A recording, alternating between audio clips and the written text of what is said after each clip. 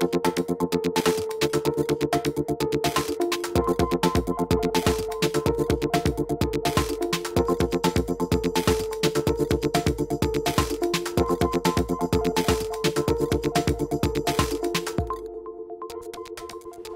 tal, saúdos, moi boa noite, benvidos a Vía V, martes 22 de xaneiro. Enrique Sáez, moi boa noite. Moi boa noite. Bueno, Enrique Sáez é, nestes momentos, presidente da Fundación Juana de Vega. Deste cometido vamos falar, de cousas que está facendo esta fundación, pero ten sido moitas outras cousas. Na súa carreira profesional estivo ben sellado a unha entidade financiera como é o Banco Pastor, así que imos, se lle parece, ver un pequeno perfil de parte da trayectoria profesional de Enrique Sáez. La Fundación Juana de Vega nace en 1872 con la intención de crear una escuela de agricultores. Entre ceja y ceja, el apoyo al rural gallego. Su persistencia no se ha quebrado con el paso del tiempo. Su última iniciativa, la convocatoria de un programa dirigido a apoyar proyectos de 10 emprendedores en el sector agroalimentario. La arquitectura y el desarrollo sostenible son asignaturas obligatorias. Un impulso que llega en una época en la que muchos se plantean volver al campo ante la estridencia y el precio de las ciudades. A la cabeza de la fundación, el prolífico Enrique Sáez Ponte, hijo y nieto de comerciantes, es presidente del grupo de ferretería coruñés Torres y Sáez. Fue director general del Banco Pastor. En este licenciado en Economía y Derecho confluyen los números y las letras. Es autor del ensayo La energía oscura del dinero, en el que pone en entredicho el papel moneda. Patrón numerario del Museo do Pobo Galego, fue uno de los escritores que colaboró en A Beira de Beiras, una obra homenaje al político nacionalista. Bueno, pequenos apuntes nada máis da trayectoria profesional de Enrique Sáez. Falábamos da Fundación Juana de Vega no ano 1872, nacía ca vocación de ser unha escola de agricultura. Máis compromiso, máis vocación e compromiso co país naquela época que agora? Era casi obligatorio, porque no país, en aquel momento, o Estado tiña moi poucos medios. Entón, alguna xente que pensaba que tiña que mellorar a sociedade, pois involucrábase co seu patrimonio en elo, non? Fanny Garrido, no Pazo de Lómbora, quería facer unha escola de agricultura. Juana era moi amiga de Concepción Arenal. Juana era máis política, pero protexeu a Concepción Arenal. Era unha época en que a xente tiña que traballar porque a estrutura social que había era moi feble, entón movilizábase máis. Está pasando algo agora, así. A sociedade procura recursos cando as estruturas colectivas pois empezan a ter debilidade. Cando fallan, como está acontecendo neste instante, con víctimas polo camiño, pero supoño que tamén con iniciativas que tratan de paliar ou de cubrir ocos que o sistema empeza a non cubrir, non? Pois é iso, é a dinámica social. Hai xente que procura un medio de vida, ten unha iniciativa, xa non é tan fácil entrar de administrativo nunha entidade financeira, no sector público, e a xente pois intenta abrirse camiño, de moitas maneiras. É malo ou bo? É unha das oportunidades que dá a crise. Libera enerxías, non? Sempre é un pouco inóptico isto de que non hai riscos. Os riscos sempre existen, agora vense moi directamente. Pero unha das boas cosas que pode ter dentro das moitas desgrazas que trae unha crise é que moita xente este disposta a tomar iniciativas para loitar, para crear unha empresa, para pôr no mercado unha idea, o que sexa, non? E iso, a maior riqueza dunha sociedade non é ter petróleo, nin en ter moitos recursos naturais, é a xente, sempre a xente. O patrimonio personal, o patrimonio humano, o factor humano, non? É o colectivo. A xente, a cultura da xente, os niveis de solidaridade que teñen, ou a capacidade de tomar riscos, todo eso son patrimonios colectivos, mesmo a lingua, é dicir, a xente como persoas e a xente como colectivo. Bueno, pois dentro desa filosofía hai un programa concreto no que está traballando dun xeito moi específico nestes intres a Fundación Juana de Vega, que é ese programa de apoio ao emprendemento agroalimentario. Podes emprender no campo? Estás emprendendo cada día. O campo está cheo de empresarios de todas as dimensións, xente pois casi non cambiou o campo en Galicia, non? É dicir, o viño era pouco, casi non se podía beber, e agora pois está todas as cidades importantes do mundo, nos restaurantes, eso é un exemplo de éxito. A gandeiría de vacún, que moita xente loitou moito, pois é un exemplo con máis problemas, non por a posición competitiva que teñen, pero hai moitísima xente traballando no campo, afortunadamente, e hai xente con novas ideas, e eso, porque ademais Galicia ten moito que ofrecer en este aspecto, ten moito que ofrecer, hai moitas variedades de produtos que podrían venderse, hai circuitos cortos, circuitos longos, hai xente que pode producir, outros poden transformar, comercializar, dar servicios de apoio. É un mundo moi rico. A potencialidade parece que está algo que está aí, enseguida lle preguntarei se esa potencialidade tense aproveitado dun xeito correcto, pero antes, imos falar dese programa. En que consiste exactamente ese programa posto en marcha, como dicía, pola Fundación Juana de Vega? É un programa de axuda a emprendedores, é dicir, a xente que quere poner en marcha un negocio, unha empresa individual ou cooperativa, e nós o que lle damos é asesoramento. Asesoramento sin coste para él, é dicir, mobilizamos medios de xente profesional que coñece ben moitos dos aspectos que ten que ter en conta unha empresa e nos asesoramos. Acompañamos durante 1, 2 anos o proxecto e tratamos de que ese proxecto non morra nos primeiros anos. Eu emprego normalmente o símil dun parto dunha infancia, a mortalidade das empresas é moi alta, non como seres humanos, a maior parte das empresas morren nos primeiros 10 anos. Hai iniciativas como crear viveiros de empresas. Unha viveira de empresa é como unha clínica, onde un leva ali o neno, ali está, ten boa temperatura, ten unha, non sei, atmosfera controlada. Eso é. Pero nós o que facemos é un parto en casa. O sea, desplazámonos no medio, no campo, é importante, porque normalmente hai unha movilización de medios físicos e instalacións que non se poden meter en un edificio nunha cidade, non é como as novas tecnoloxías, non? Entón, nós intentamos axudar a que o parto este ben e os primeiros anos do neno non den problemas, para que logo salga forte e poda aguantar unha longa vida. Ese é o obxectivo do programa. E que éxito está tendo? Están detectando que sí que existe, que había ese valeiro por parte da administración, deses valeiros que falábamos antes, que a xente necesitaba este tipo de asesoramento. Estamos nunha fase todavía inicial, pero a verdade é que estamos agradablemente sorprendidos porque temos máis de 40 proxectos presentados e aínda temos hasta o 31 de xaneiros para recibir proxectos. E hai de todo tipo. Por exemplo?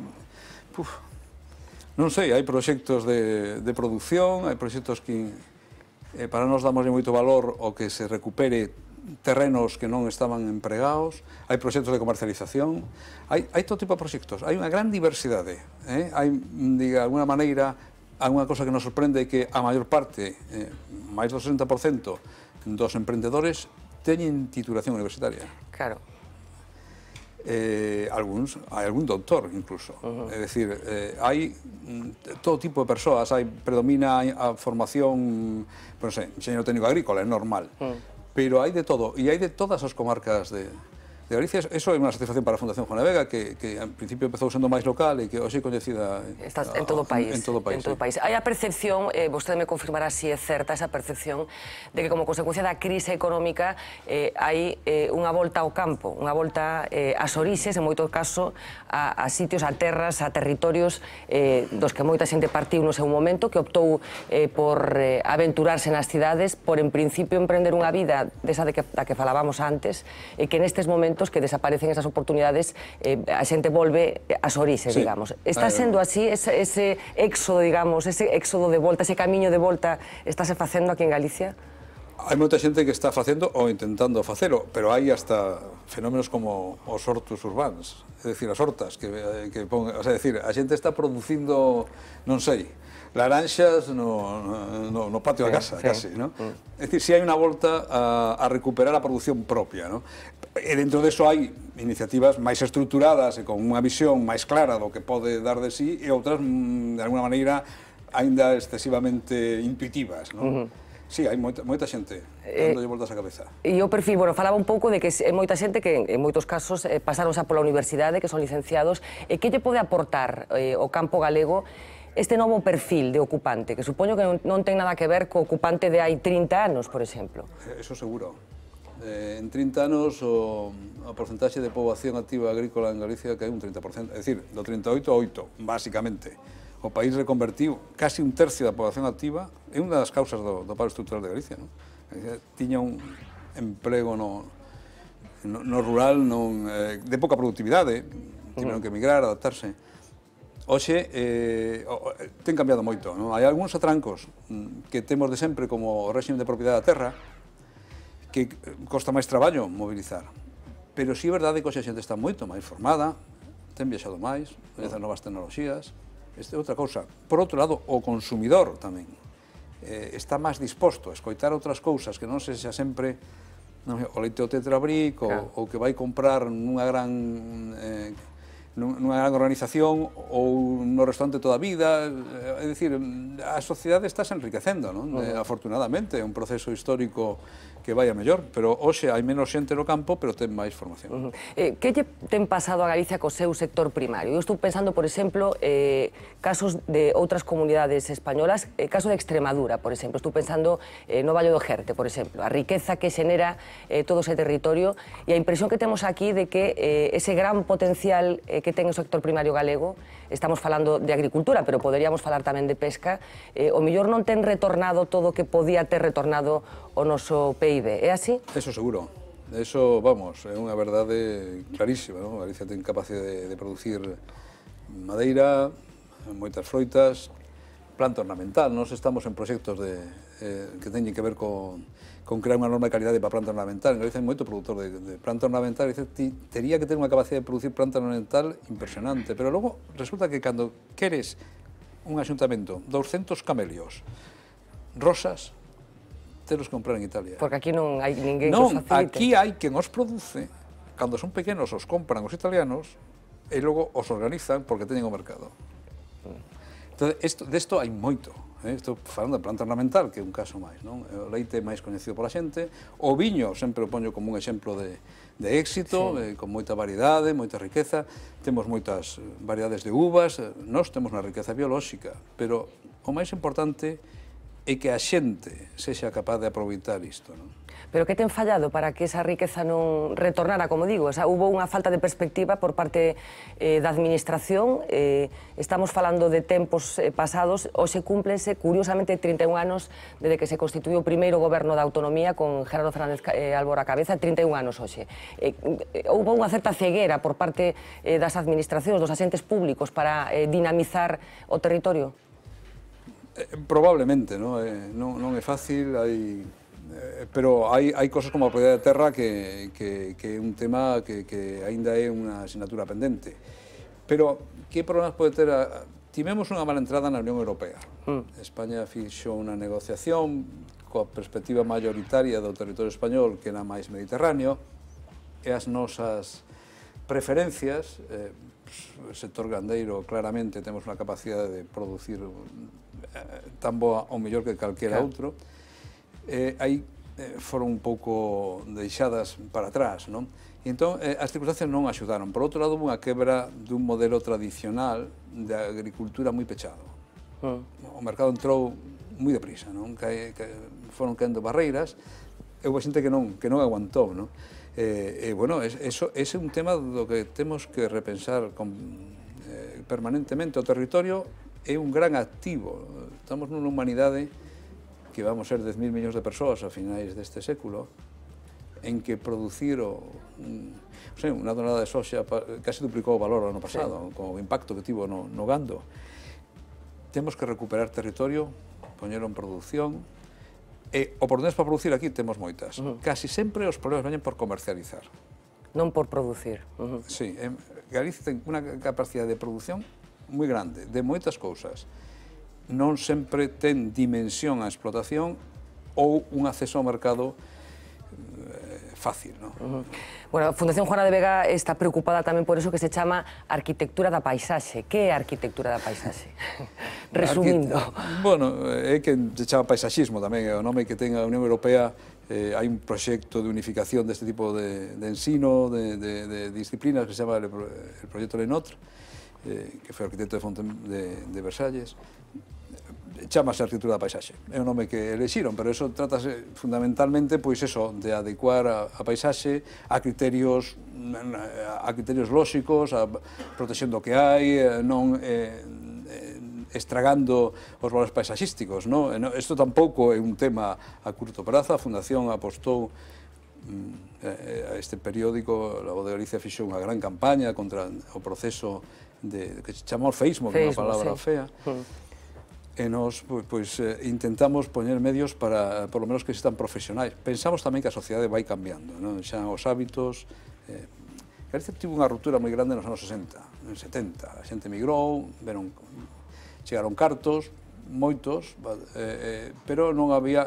As pautas culturais sempre evolúen máis devagar que o diñeiro ou a tecnoloxía. Entón, empezaron a construir cousas sin ter as referencias. A aldea tiña unha referencia clara, equilibrada, de usos, e aquilo rachou de repente. Entón, eu suelo decir que moito diñeiro e pouca evolución cultural é bastante desastre normalmente. Produce monstruos, non? Produce, sí. Esa combinación é terrible. É un incendio, sí. Pero porque temos a sensación moitas veces de que Galicia foi particularmente problemática esta intervención na paisaxe. Hai exercicios que se poden facer, por exemplo, un exercicio que eu teño feito e que sempre que teño ocasión de falar con alguén que sabe desto, procuro preguntarllo, que é a comparación, por exemplo, entre na beira do Miño portuguesa e a beira do Miño galega, no caso da zona próxima a desembocadura, non? O pobo galego está como está e o pobo xemélego que está en Portugal está como está. Cal é o feito diferencial galego para que as cousas foran tan mal aquí? Que se ve incluso en Asturias tamén, a diferencia entre un lado e outro do Eo, por exemplo. Aquí houve unha ruptura cultural máis forte que en Portugal. Eu teño ido moito a Portugal, durante un tempo levei ali a actividade do Banco Pastor, teño bons amigos, eles evoluíron máis, como dirían eles tamén en galego, devagariño. Nós tivemos un choque importante de recursos que axudaron a moitas cousas, a comprar un tractor, pero tamén a levantar paredes sin moito sentido. Eles eso, ao mellor, gustaríalles ter recibido tanto diñeiro, pero eles foron máis a modo e teñen máis cariño polo seu, non sei por qué. Aquí houve unha época en que se destruí moito, pero a mí non me gusta falar moito do pasado, porque tampouco creo que é culpa...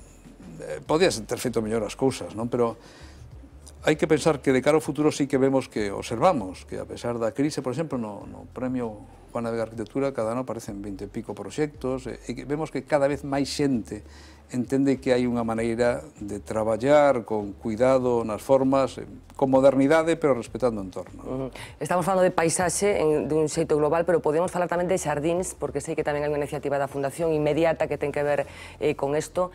Temos un certo odio ás flores aquí en Galicia. É unha impresión que tamén me parece que agroma cando un viaxa, por exemplo, a Francia, ve intervencións moi singulares, moi modestas en moitos casos, pero que son moi agradables de ver, e aquí, ata hai pouco, calquer parque público tiña garantías de ser arrasado automáticamente. Por qué? Sí, de poucas flores e moita pedra. É un problema, e a veces moito ladrillo, non? Francia é o exemplo contrario, efectivamente. Hai que pos un exemplo que todos conhecemos Francia, e que Francia sempre foi rica. E sempre evoluiu pouco a pouco. O sea, eles fixeron as cosas con tempo. A súa cultura foi cambiando conforme cambiaba a estrutura económica. Non tuvo agresións aos saltos. Entón, os franceses, máis que agricultores, parecen xardiñeiros, paisaxistas, é dicir, aquelo, as vacas están postas no sitio, como en Suiza, parece que colocan, pola mañán as colocan para que queden bonitas, non? Entón, nós somos, pero non, eu non me gusta ser negativo, non? Aquí creo que podemos facer as cousas ben, e ainda temos moito paisaxe, é moito mellor que o de moitos sitios, Galicia sigue sendo, non está estragada. A réxime da propiedade da terra tampouco axudou, non? Porque hai moita pequena, que esa historia que todos falamos, ti vai facendo, pois o amiguismo... Montes comunais tamén, que moitas veces... Sí. Unha propiedade particular da terra, non? Sobre todo nas provincias do sur, na provincia de Ourense, por exemplo, moito monte comunal que, como é de todos, ao final parece que non é de ninguén, non? Sí, bueno, ten ventaxes e inconvenientes. Hai quen está recuperando estas formas de propiedade colectiva que son procedendo do dereito xermano. E, bueno, en algúns sitios están facendo cosas interesantes tamén. Bueno, estamos falando de volver ao campo. Temos un vídeo preparado de xente que optou por isto, xente nova, que está traballando no medio rural, neste caso non exactamente relacionado coa agricultura, sino coa canteiría, pero que tamén é unha opción de futuro que se pode levar a cabo en territorios próximos a nós, pero que non son estrictamente urbanos. Esta historia. Ellos son la excepción. Mientras todos se van a las ciudades o emigran fuera de España, estos dos canteros han elegido quedarse en el mundo rural y buscarse la vida en él. David lleva más de 15 años dedicado a esto. Casi vindo fracaso escolar, creo que estaba repetindo COU e me metí nun módulo de granito e de aí pues, empecé a traballar. Su socio, Michael, le vio las orejas al lobo cuando la construcción empezó a menguar. Sabía que quería quedarse en el rural y tomó la decisión. Pensé un pouco no rural donde estábamos, que podía ser que funcionara o traballo da pedra. Entonces fixen un curso de cantería, conocín ao meu socio, Y de momento no se pueden quejar. Son conscientes de que la mayoría de los jóvenes de su edad se buscan la vida lejos de las aldeas, pero ellos no ven ninguna ventaja en las grandes urbes. Cando eres máis chavalo, che gusta tanto, gusta chamar a cidade, pero según van pasando os anos, pois deime de conta que aquí vivíase ben. Pois agora mesmo penso que a cidade non ten máis vantaxes que o mundo rural. Creo que os índices de paro están máis altos nas cidades que no mundo rural, porque nas aldeas queda pouca xente nova que poida facer as cousas. Estos dos canteros están trabajando ahora en una obra igual de insólita que su pasión por el rural.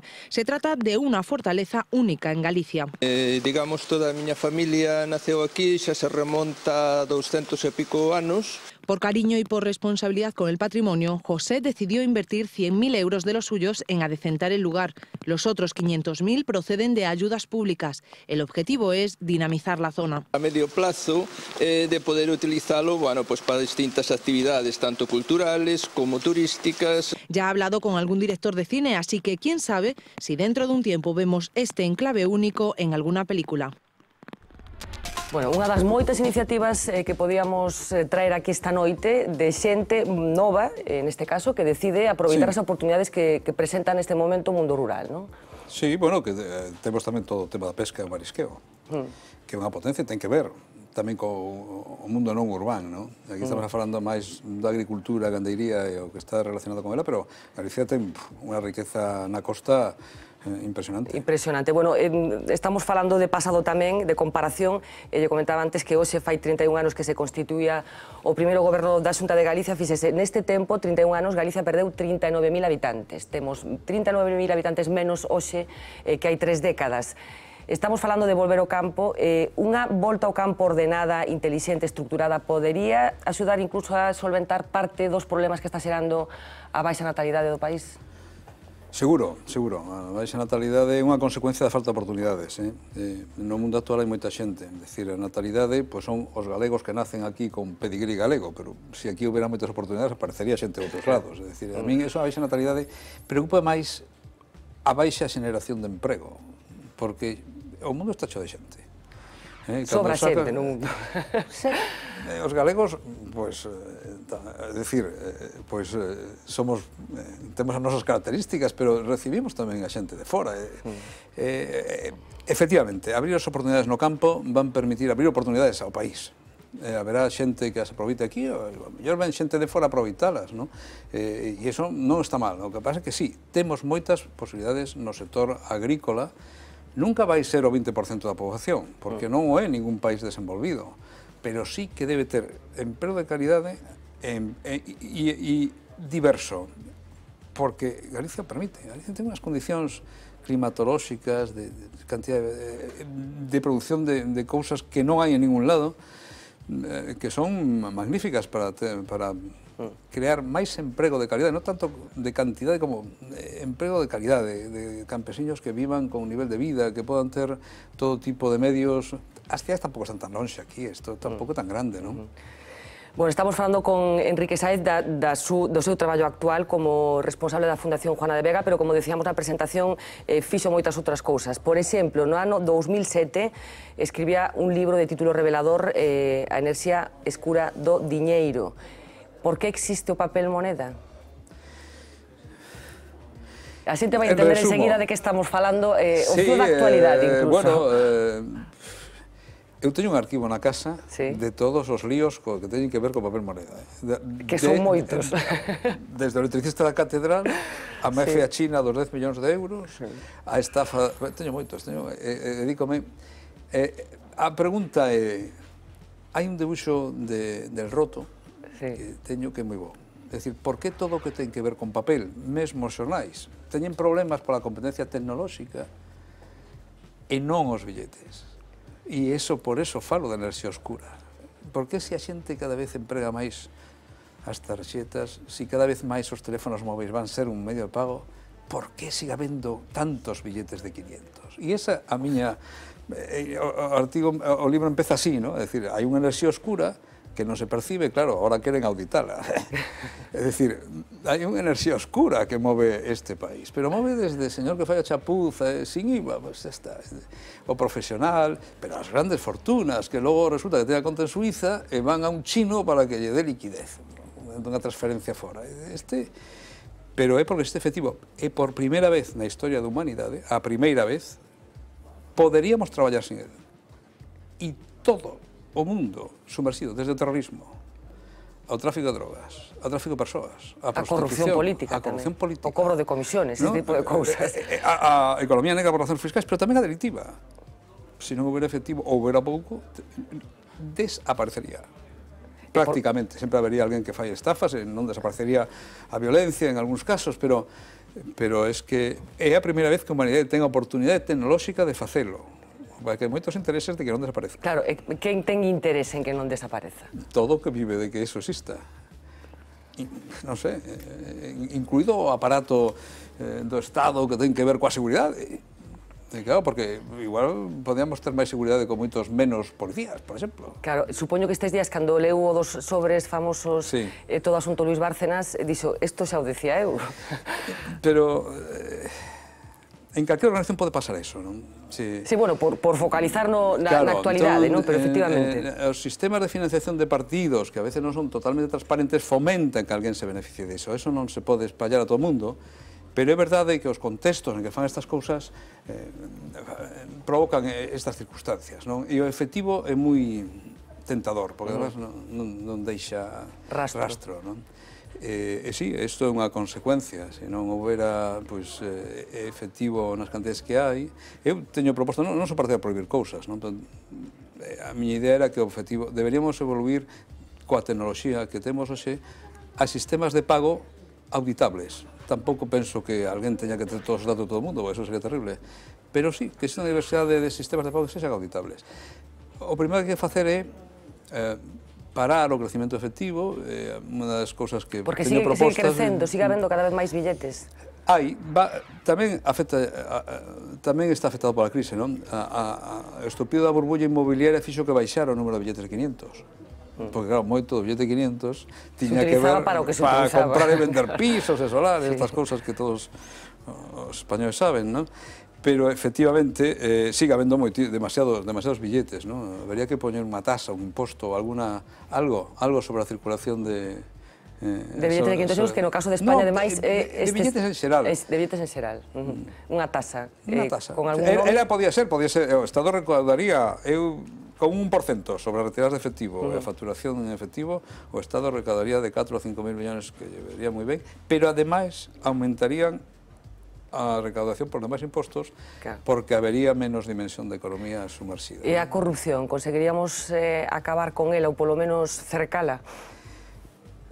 Dificultaríamos moitas cousas, a pesar de que tamén hai outras maneiras, non? Hai gastos pagados, favores, que esa parte máis ten menos que ver co efectivo, non? Ti me colocas o fillo, ese tipo de cousas son variantes de corrupción máis difícil de controlar, pero agora a económica, a que involucra a veces a empresas, a organizacións administrativas de calquer tipo, sería moito máis difícil, habería moita máis luz. Bueno, decíamos que ocupou cargos de responsabilidade no Banco Pastor, pero o Banco Pastor xa non é o que era. Como viviu o proceso de absorción desa entidade por parte do Popular? Bueno, con dolor. Eu escoitei a noticia da OPA conducindo o coche, que lembrome exactamente, entrando en Burgos, na radio. E o primeiro que pensei foi na cantidad de xente que traballaba no banco e que estaría en aquel momento sufrindo. Porque, claro, cando un traballa moito tempo nunha empresa, o primeiro que ten é unha proximidade das persoas, non? E o grado de sufrimento que provocan estas cousas é terrible, e o grado de empobrecimento tamén para o país, porque había centros de postos de traballo de calidade que facían moi ben as cousas e que desapareceron. A veces non temos a sensibilidade, non? Eu penso moito nos postos de traballo, sobre todo postos de traballo de calidade, que son os que nos definen máis como un país avanzado, non? E perder, pois, 400, 500, 600 postos de traballo en servicios centrais supón, o mellor, non quero facer comparacións, pero se eso pasa no sector industrial, pois estaríamos armando un follón. Aquí parece que as cousas son como máis suaves, se presubilan, outros se lles indemniza, outros os mandan para outro lado, pero é unha perda moi grave, sí. Pensou que isto podía chegar a pasar cando estaba naqueles momentos de expansión das entidades financeiras? Pensou en algún momento que as cousas podían acabar ou podían chegar a estar como están estando nestes momentos? Un pensa sempre de todo, non? Eu traballei 30 anos no Banco Pastor e sempre decían que iba a desaparecer. Casi todos aqueles que iban a absorber o Banco Pastor en algún momento acabaron desaparecendo, non? Pero sí, esta última vez, pois, tocoulle. Había unha burbulla inmobiliaria moi grande e iso afecta aos activos financeiros. Bueno, algunhas entidades pois buscaron o mellor demasiado peso en ese sector, seguro, e tiveron como consecuencia que cando os activos se depreciaron e se converteron en ilíquidos, pois non tiveron máis remedio que coller o camiño de saída, non? É moi doloroso todo isto, para min personalmente, porque cando son dos que me involucro nas cousas. Como ten que ser. Bueno, estábamos falando do Banco Pastor, NCG está na situación na que está, é hoxe Galicia máis débil que hai 10 anos como consecuencia do que está pasando co sector financiero? Pois sí, porque o sector financiero é un sector dos avanzados. Falamos, pois iso, das novas tecnoloxías, da biología, dos novos alimentos, non sei. O sector financiero é un sector importante. Ter empregos no sector financeiro é unha característica dunha zona avanzada. Galicia tiña dúas entidades, non outras comunidades autónomas tiñan, desde logo un banco privado, non?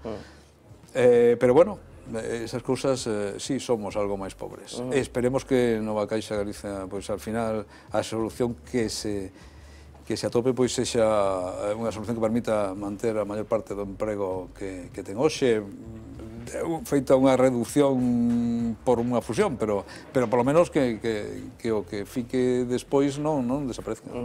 Bueno, me consta que coñece ben Europa, nomeadamente Francia, falábamos deso antes. Hai quen asegura, ou que ten asegurado nestes últimos tempos, que a Unión Europea pode estar en risco, que o euro pode desaparecer, ou polo menos que algúns países poden desengancharse desa moeda única. Como ve vostede o futuro deste bello continente? Eso é moito preguntar, non? Eu tendo a ser optimista, penso que Europa vai ter momentos de ir ben e momentos de recesión. Esperemos que non se manteña e non se perda a idea. Europa é o primeiro experimento da humanidade de superar o Estado-nación, que foi un invento europeo. Vamos por diante. O Estado-nación foi creado en Europa un pouco para loitar entre nós, para xerar exércitos, para cobrar impostos, para xerar estruturas. Isto, hoxe en día, vese que no mundo pois ten máis problemas, porque o mundo está moito máis aberto, os estados pequenos non teñen moito xo. Entón, os europeos decidimos empezar a comprar e vendernos cousas en vez de andar pegándonos tiros. Sí, que é unha boa solución. Sí, sempre menos, non permite unha especialización económica, ademais, pois a xente coñécese mellor. Penso que Europa vai ir para adiante, non? Terá subidas e baixadas, haberá máis euroscépticos ou menos, pero é unha idea poderosa. E, ademais, penso que é unha referencia para outras partes do mundo que teñen que organizarse de alguma maneira tamén, empezando, en vez de andar en liortas, pois empezar a facer tratados comerciais e ver un pouco... Ademais, non sei, penso no Oriente Medio, non? Que son todos medio comerciantes. Bueno, estamos rematando xa, pero non quería deixar de preguntarlle por unha cuestión casi personal. Estamos falando de paisaxe, e cal é a súa paisaxe preferida aquí en Galicia? Que pregunta. Non sei, eu sou un urbanita, gústame casi todos os paisaxes de Galicia, pero especialmente o casco histórico de Santiago, un paisaxe urbano. O casco histórico de Santiago. Esa pedra, antes poníamos picapedreros, Sí. falaba da pesca, a terra é moito máis que a erva, aí debaixo hai pedra, e esa pedra que agora ten unha pátina verde, a min pareceme o máis impactante de Galicia. Eu que teño feito de guía de Galicia moita xente, Santiago é un seguro que é un Éxito seguro. Éxito seguro. Muy ben, pois Enrique Sáez, moitísimas gracias por acompañarnos esta noite. Felicidades por esa iniciativa de apoiar os empreendementos tamén no medio rural, un sector que probablemente pode darnos moitas alegrías nestes momentos de incertidumbre para moita xente, que, bueno, con moita xente pasando as canutas, que diría outro. Moitísimas grazas e moita sorte neses proxectos. Gracias a vos. E que lembren que hasta o 31 de xaneiro poden mandar o proxecto. Efectivamente, poden entrar a todo isto na página web de la Fundación Juana de Vega, na que aparece aí especificado todo o que ten que ver con este programa. Moitísimas grazas e boa noite. Bueno, vamos facer unha pequeniña pausa, enseguida volvemos para falar de cousas concretas que sospeito teñen que ver ca corrupción, algunha desas as que comentábamos con Enrique Sáez, cos sobres de diñeiro B, e tamén con malas noticias que sigue acumulando o Partido Popular, neste caso aquí en Galicia, porque o exalcalde de Santiago e o actual alcalde acaban de recibir unha nova imputación despois da publicidade.